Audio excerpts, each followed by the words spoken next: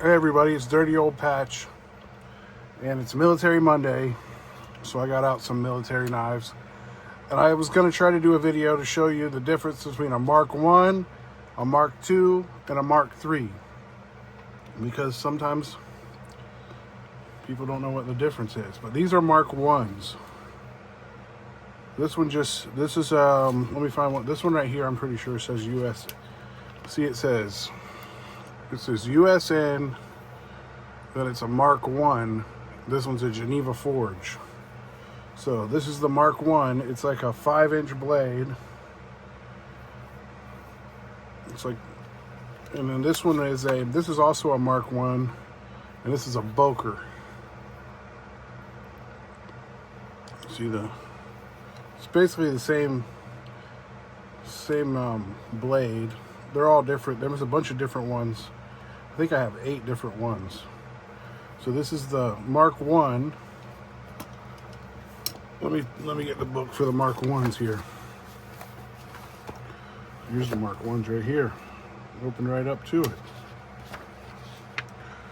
So the Mark 1. This is a Camulus. Let's find the Boker. Or here's the Geneva Forge right here. This is the Geneva Forge right here. The aluminum butt plate with the big rivet. See the big rivet? It says Mark 1 Geneva Forge and Company. It's pretty nice. The Geneva Forge. And they're all U.S. Navy. Now let's see if we can find that Boker. Oh, here's the boat. It says Camulus and Boker. Let me see if we can find a picture of the Boker. There's a lot of them here.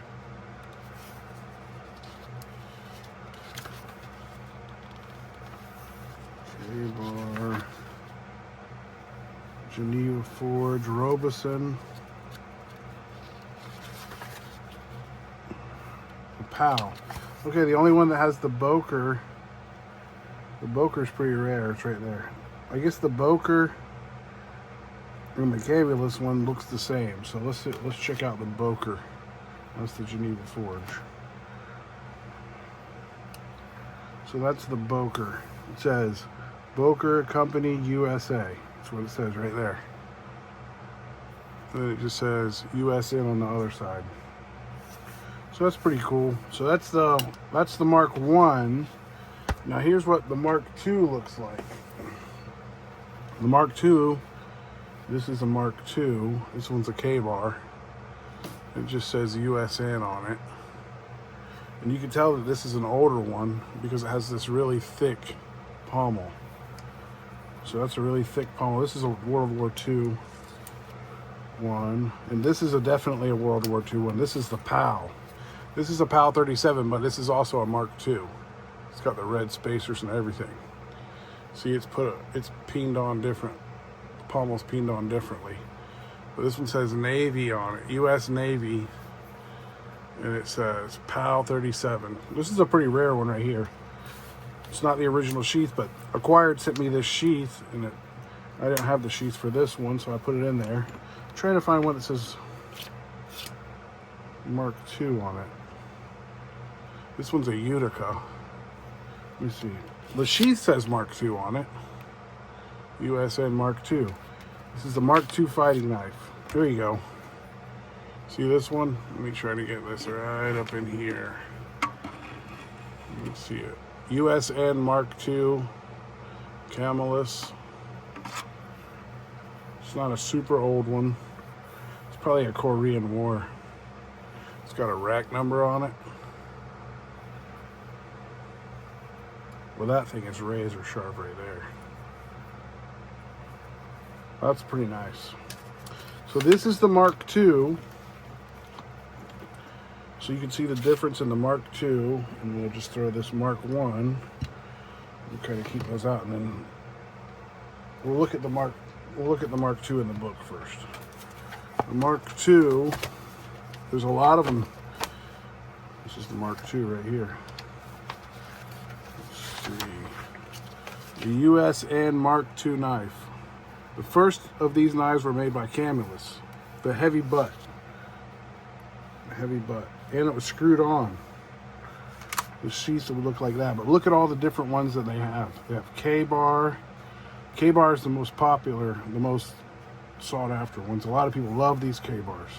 The PAL 37, Roberson, K-bar, Roberson, Cornetta, Camillus, Utica. And then here's the guard marks. They have the guard marks right here. So let's see if we can find these. The USN Mark II Camillus, it's right there, number 16. So number 16, let's see, number 16, I don't see anything about number 16 on the wording here. So we got number 16, what do we got here? This one says Utica Cut Company, number 14. Number 14 is post-World War II knives used in Korea and Vietnam. So you could tell that by the small pommel. So that's a Vietnam one. What was this one? This is the big pommel, just says K-bar. Just says K-bar.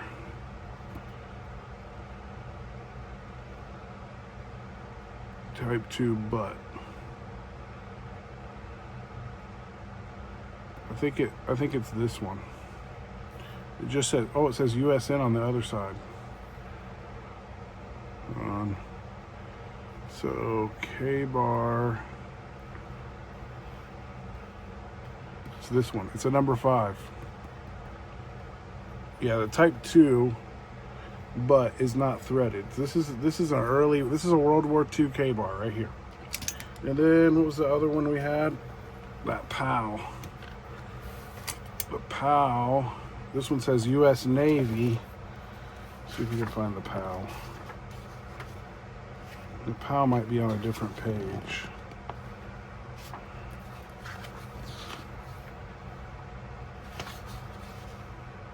There's the PAL right there. This one says PAL 37. Let me go back. Right here it is. PAL 37, U.S. Navy. It's a number 8.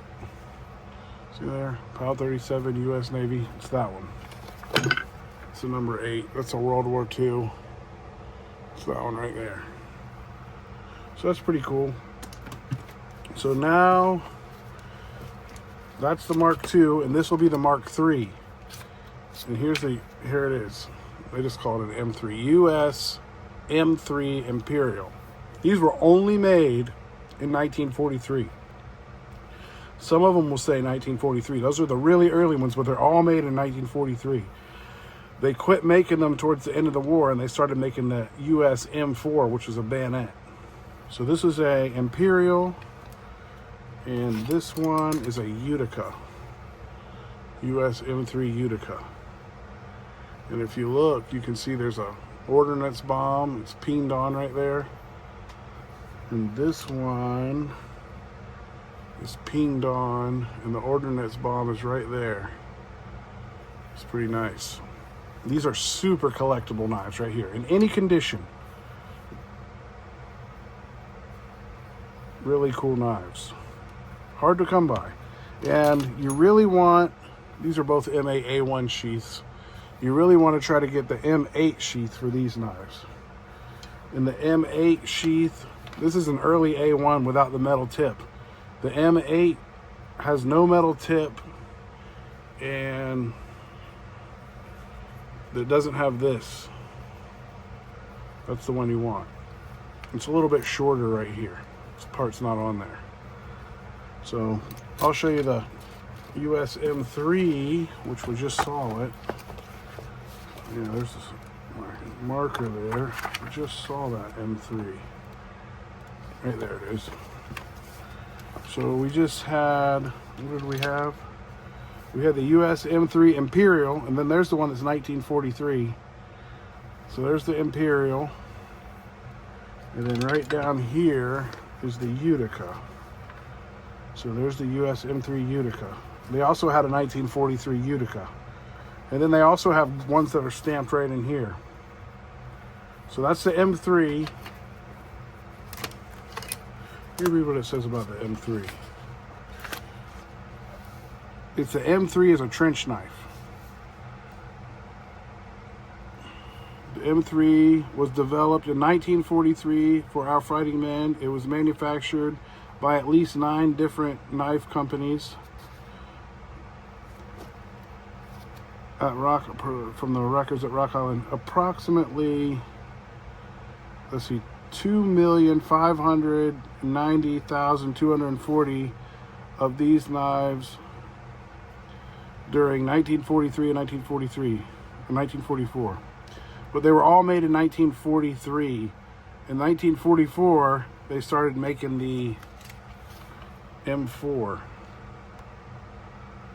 See if they go up to the M4. See, after the war, they started selling these cut masters, which were post-war. And then here comes the M4 bayonet. You can find an M4 bayonet with an M3 blade that was left over. But anyways, here's what the difference is in the three knives. Now that I have a huge pile of knives laying on my table, we'll just go with the Utica, the Boker, and the Imperial. Mark 1, Mark 2, and this is an M3. I guess it's not called a Mark 3, it's an M3. So there you go. Sturdy old patch with a bunch of cool knives here. These sheaths are marked USN Mark II. That's what the backside looks like. And they were used in Korea and World War II with the same sheath. And I got 2 of those. I got a bunch of these sheaths actually. But anyways, thanks for watching. Hopefully we'll have something cool tomorrow. Oh, I'll show you what I was gonna look at tomorrow. Real quick. I was looking at this Ontario. Here. You can see it's in Ontario. But I unraveled this piece of tape on here, and the rivet's missing out of there, and the handle can pretty much just come right off. So I was thinking, I need to fix it. So I'm thinking about fixing it. Maybe this weekend. All right, y'all. Thanks for watching. Stay tuned to see what happens with this knife. What do you think I should do with this knife? I could put a stag handle on it, or I could just repair this handle. I don't know. It's only cost me $1. So let's see what we can do. I'm thinking about putting stag on it. Thanks for watching.